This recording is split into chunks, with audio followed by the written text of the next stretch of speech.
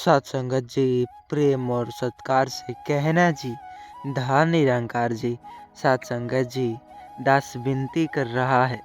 साथ संगत जी, मुझसे कोई त्रुटि हो जाए तो क्षमा कीजिएगा साथ संगत जी।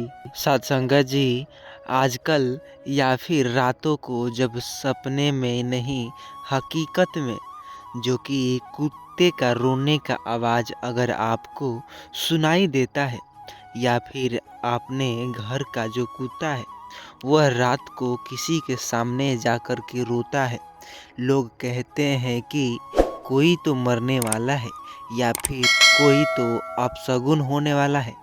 क्या यह सच है? आइए सत्संग निरंकारी विचार के माध्यम से समझते हैं।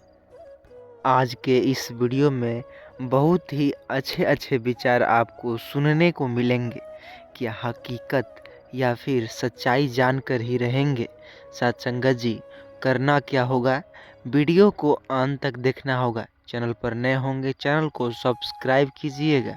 आइए चलते हैं एक कहानी के तरफ, जो कि जिस कहानी को पूरा सुनने के बाद आपको समझ में न आए तो कहिएगा।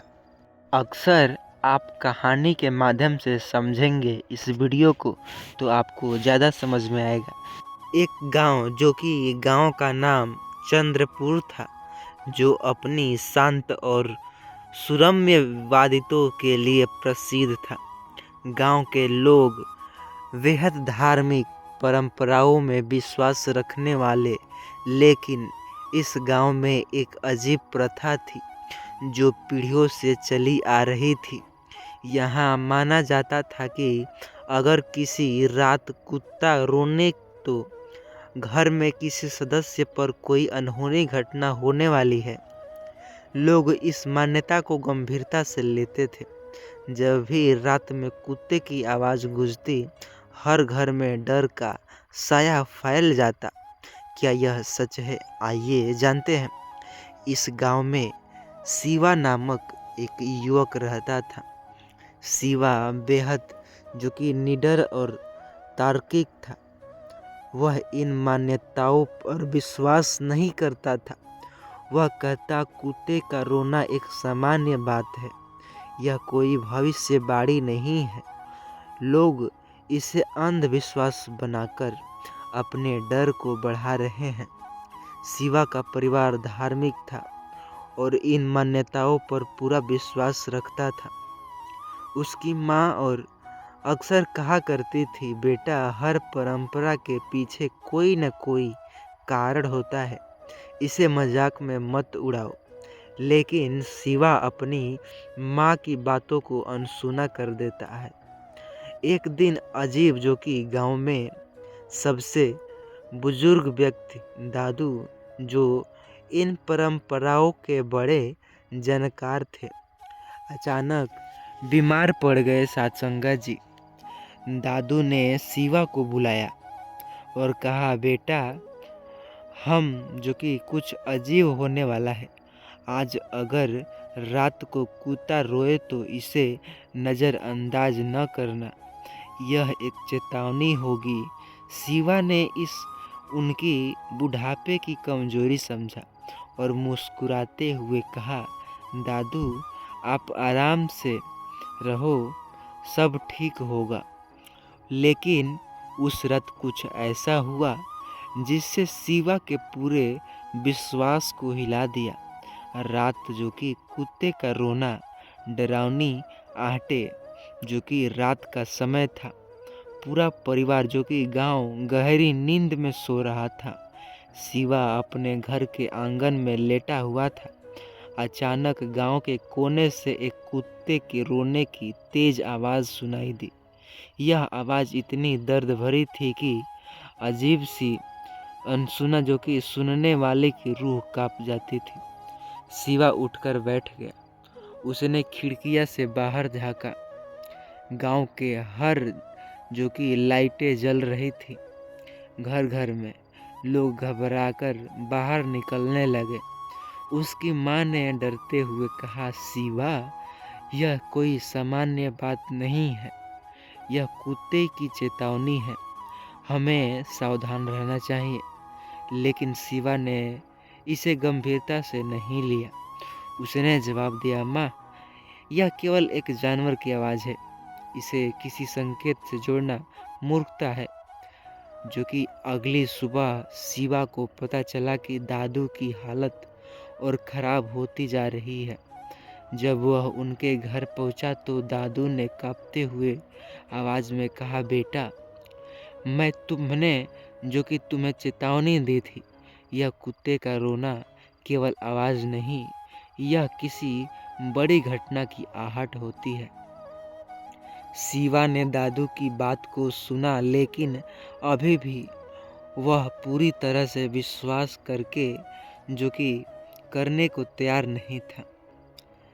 दूसरी रात फिर से वही कुत्ता की आवाज़ गूंज उठी। इस बार आवाज़ बहुत डरावनी थी।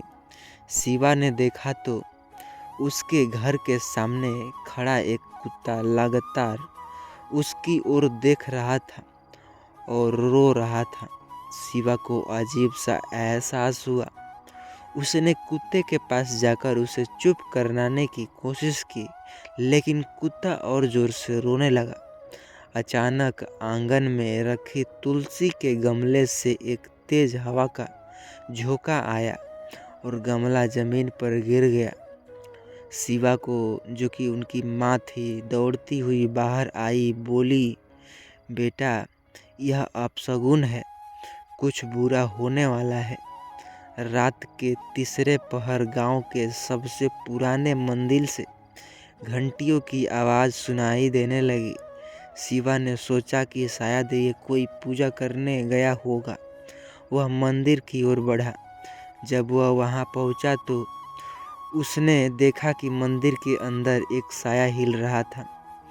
जो कि डरते डरते उसने अंदर झांका, लेकिन वहां कोई नहीं था। तभी मंदिर के बाहर वही कुत्ता फिर से रोने लगा। शिवा का पूरी तरह जो कि शरीर ठंडा पड़ गया। उसने एहसास हुआ कि कुत्ते की चेतावनी अब वह अनदेखा करता आ रहा था। सुबह होते ही गांव में खबर फैल गई, दादू का निधन हो गया। लोग कहने लगे कि यह कुत्ते की चेतावनी थी, शिवा ने अनदेखा किया। शिवा अब पूरी तरह से बदल चुका था। उसने महसूस किया कि कुछ परंपराओं और मान्यताओं केवल अंधविश्वास नहीं होती, बल्कि उसके छिपे गहरी समझ और चेतावनी होती है। सत्संग जी, इस कहानी के बाद शिवा ने गांव के लोगों को एकत्र किया और कहा, कुत्ते का रोना केवल एक आवाज़ नहीं, बल्कि एक चेतावनी है। हमें इसे समझने और सावधानी बरतने की ज़रूरत है। लोगों ने शिवा की बातों को गंभीरता से लिया और हर चेतावनी को ध्यान में रखना शुरू कर दिया। यह कहानी हमें यह सिखाती है सत्संगत जी की हर परंपरा के पीछे छिपा कोई न कोई कारण होता है। इसे अनदेखा करना कभी कभी हमें भारी भी पड़ सकता है। सत्संगत जी, भक्ति, विश्वास और सत्कर्ता से जीवन का ही कठिनाइयों को पार किया जा सकता है। सत्संगत जी, सत्संगत जी, प्रेम और सत्कार से कहना जी, धन निरंकार जी।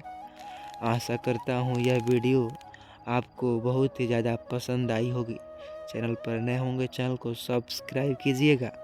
इस वीडियो को व्हाट्सएप के ज़रिए, आपके फ़ोन में व्हाट्सएप तो होगा ही, उसके ज़रिए लोगों तक शेयर कीजिएगा। सत्संगत जी, सत्संगत जी, साथ ही आइए समझते हैं एक और कहानी, जो कि एक ऐसी कहानी जो 1 जनवरी के दिन लोग, जो कि 1 जनवरी पे मुर्गा मीट, जो कि कहते हैं कि आज पार्टी होगी। एक निधन, जो कि एक जीव का पाप करते हैं, उस दिन बम्पर पार्टी चलती है लोगों की।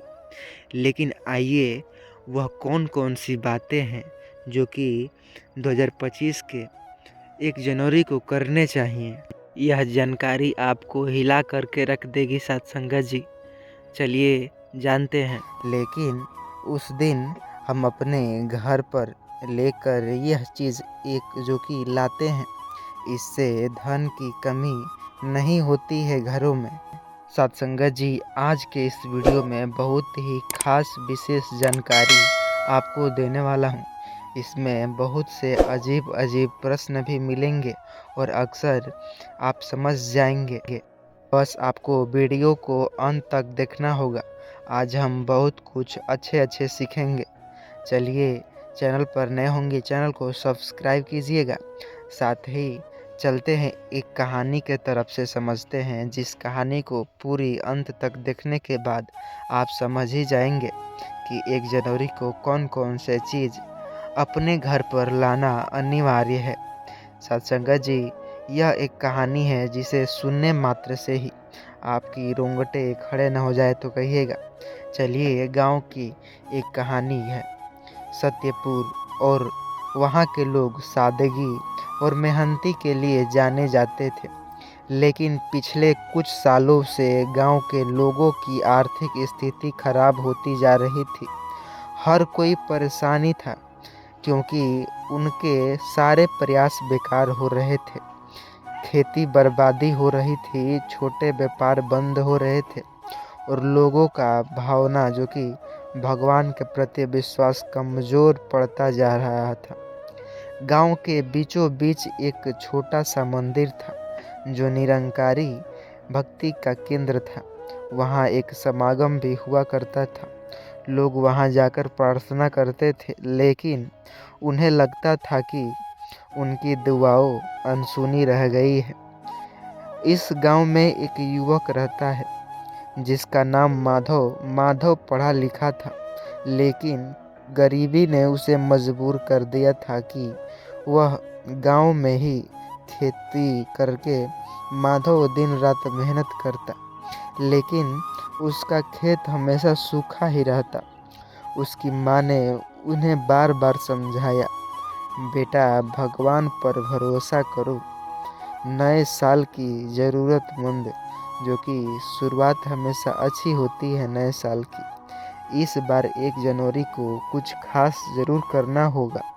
माधव ने माँ की बात को अनसुना कर दिया और गुस्से में कहा, माँ, भगवान से कोई उम्मीद नहीं है। मैं मेहनत नहीं करता क्या? लेकिन मेरी किस्मत कभी नहीं बदलती। एक जो कि नए साल की पूर्व संध्या पर गांव के एक साधु आया। उसका चेहरा तेजस्वी, जो कि निरंकारी सद्गुरु विचार के माध्यम से उनकी विचार जो कि बाड़ी में अजीब सी शक्ति थी। वह गांव के चौराहों पर बैठकर बोले, सत्यपुर के लोगों, 1 जनवरी 2025 को अपने घर में यह एक पवित्र तुलसी का पौधा लेकर आओ। यह केवल एक पौधा नहीं है, यह तुम्हारी किस्मत भी बदल सकता है। गांव के कई लोग जो कि वहां पर इकट्ठा हुए, और जो कि तुलसी का पौधा हर होता है तो इससे हमें किस्मत बदल सकती है। गांव ने यह बात सुनी, लेकिन कोई यकीन नहीं किया। एक तुलसी जो कि किसान ने पूछा, बाबा, तुलसी का पौधा हर जगह होता है, इससे हमारी किस्मत कैसे बदल सकती है? साधु ने मुस्कुराए और कहे, जो कि निरंकारी के रूप में थे, तुलसी केवल एक पौधा नहीं, वह हर एक व्यक्ति निरंकारी है, जो कि हमारे अंदर भी निरंकारी ही है। लेकिन वही बात बताते हैं कि तुलसी केवल एक पौधा नहीं, यह माँ लक्ष्मी का स्वरूप है। इसे अपने घर ले आओ और पूरे भक्ति भाव से इसकी पूजा करो। तुम्हारी हर परेशानी दूर हो जाएगी। लेकिन याद रखना, इसे केवल सच्चे मन और पवित्र भाव से ही घर लाना। माधव ने साधु की बात सुनी, लेकिन उसे विश्वास नहीं हुआ। उसने सोचा, क्या एक तुलसी का पौधा मेरी गरीबी दूर कर सकता है? यह सब ढोंग है। लेकिन उसकी माँ ने उसे समझाया, बेटा, हमें एक बार यह उपाय करके देखना चाहिए। भगवान हर किसी की सुनते हैं, बस हमारा विश्वास कमज़ोर नहीं होना चाहिए। माधव ने माँ की जिद के आगे झुकते हुए कहा, ठीक है माँ, मैं 1 जनवरी को तुलसी का पौधा लेकर आऊँगा। नया साल आया और गांव में सुबह में जब एक अजीब सी ऊर्जा महसूस हो रही थी, लोग साधु की बात को ध्यान में रखते हुए तुलसी का पौधा लगाने की तैयारी करना शुरू किया। माधव ने अपने खेत के पास जो कि एक हरी भरी तुलसी का पौधा उखाड़ा और उसे एक मिट्टी के छोटे गमले में लगा दिया। वह उसे अपने घर लेकर आया। माँ के कहे अनुसार उसे पूजा स्थल पर रख दिया। माधव ने माँ के साथ मिलकर बार बार सच्चे मन से तुलसी की पूजा की। वह मन में ही मन सोचता रहता, क्या सच में यह पौधा मेरी जिंदगी बदल देगी। पूजा होने के बाद माधव अपने खेत पर काम करने चला गया। जब वह खेत पहुंचा तो उसे विश्वास नहीं हुआ। उसने खेत में अचानक पानी की धार बहने लगी, मानो बारिश हो रही थी, और वह हैरान हो गया। इधर उधर देखने लगा, लेकिन उसे समझ नहीं आया कि यह चमत्कार कैसे हुआ। उसने देखा कि खेतों की मिट्टी में नमी भर आई है और उसकी फसल जो मुरझा रही थी वह अचानक से अब हरी भरी होने ही वाली है। माधव की आंखों में आंसू आ गए। उसने समझ लिया कि यह साधु के कहे अनुसार तुलसी पूजा का परिणाम है। गांव माधव नहीं, जो कि गांव के अन्य लोगों ने भी तुलसी का पौधा अपने घर लाकर लगाया। कुछ ही दिनों में उनके जीवन में भी बदलाव आने लगे। किसी की खोई हुई चीज़ें वापस मिल गई तो किसी को कर्ज माफ हो गया। गांव के सबसे गरीब व्यक्ति रामू, जो हर रोज़ भगवान से एक मौका मांगता, उसे गांव के साहूकार ने अपने दुकान में काम करने पर रख दिया। रामू की आंखों में आंसू आए। उसे सभी से कहा, यह सब तुलसी माँ, जो कि महिमा उन्हीं की है, माँ जो कि साधु बाबा का शुक्रगुजार करूँगा। यही नहीं, कुछ लोग जो कि साधु की बात फिर से गांव में आए और उन्होंने कहा, गांव के लोगों ने उनका स्वागत किया और उन्हें बताया कि उनके जीवन में कैसे बदलाव आया। साधु ने सभी को आशीर्वाद दिया और कहा, तुलसी का पौधा एक माध्यम है, असली शक्ति तुम्हारे विश्वास और सच्चे मन में है। जब निस्वार्थ भाव से भक्ति करते हो तो भगवान तुम्हारी हर प्रार्थना सुनते हैं। याद रखना, तुम्हारी किस्मत केवल तुम्हारे अच्छे कर्मों और भक्ति पर निर्भर करती है। इसके बाद साधु वहाँ से चले गए, लेकिन उनकी बातों गांव वालों को दिल को छू ली। माधव की मेहनत और आस्था ने उसे एक सफलता का कगार पर लेकर चला गया। अब वह अपने खेत में उगी फसल को अच्छे दामों पर बेचता। उसने अपनी माँ की हर इच्छा पूरी की और गांव के गरीबों की मदद करना शुरू किया। इस कहानी का यह संदेश होता है कि इस कहानी से की गई आस्था और विश्वास में अद्भुत शक्ति होती है। तुलसी का पौधा एक प्रतीक था जो कि उसके माध्यम से आप समझे, लेकिन सच्चे भक्ति भाव से सुमिरन करे भगवान, जो कि सतगुरु का हम करते हैं। सबका अलग अलग रवैया है। हम किसी और को मानते हैं तो किसी और को मानते हैं, लेकिन जब आप इससे सच्चे मन से पूछते हैं तो आपके जीवन में सकारात्मकता और समृद्धि लाता है। 1 जनवरी 2025 को घर जो कि तुलसी का पौधा लाए, यह केवल एक पौधा नहीं बल्कि आपके विश्वास का प्रतीक है। सच्चे मन से पूजा करें और देखें कि कैसे आपकी किस्मत बदलती है। सत्संग जी ये वीडियो उनके लिए था जो कि सत्संग जाते हैं, नहीं जाते हैं, उनके लिए था। सच्चे कर्म, भक्ति और विश्वास से बड़ा कोई नहीं चमत्कार होता सत्संग जी। अक्सर हम तो निरंकारी सत्संग के माध्यम से बहुत कुछ सीखते हैं, बहुत कुछ सुनते हैं, जो हमें वहाँ पे सुनने को भी मिलता है सत्संग जी। आशा करता हूँ यह वीडियो आपको थोड़ा सा भी पसंद आई होगी। चैनल पर नए होंगे, चैनल को सब्सक्राइब कीजिएगा और हाँ, कमेंट में धन निरंकार लिखना ना भूलिएगा। इस वीडियो को लोगों के पास व्हाट्सएप के ज़रिए शेयर कीजिएगा ताकि हर वो इंसान इस वीडियो को देख सके सत्संग जी।